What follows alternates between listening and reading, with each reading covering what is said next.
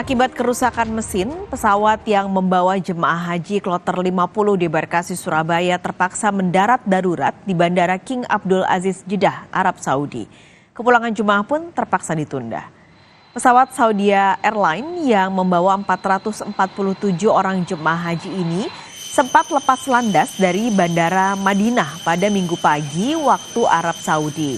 Namun karena mengalami kerusakan mesin, pesawat terpaksa mendarat darurat di Bandara King Abdul Aziz Jeddah. Kepala Kanwil Kemenak Jawa Timur menyebut saat mengudara, pesawat sempat berputar-putar selama 2 jam untuk membuang bahan bakar. Akibat kendala teknis, kepulangan jemaah pun terpaksa ditunda.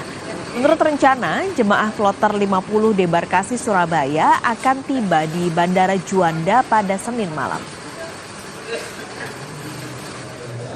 Pesawat take off dari Bandara Madinah semula pukul 3.50 waktu Arab Saudi menjadi pukul 5 waktu Arab Saudi.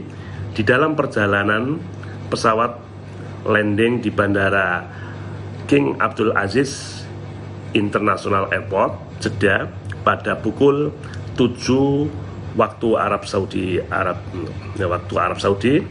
Sebelum landing, pesawat berputar-putar hampir kurang lebih 2 jam dengan tujuan membuang bahan bakar untuk mengurangi beban pesawat dalam melakukan pendaratan karena bahan bakar terisi penuh saat berangkat dari Madinah.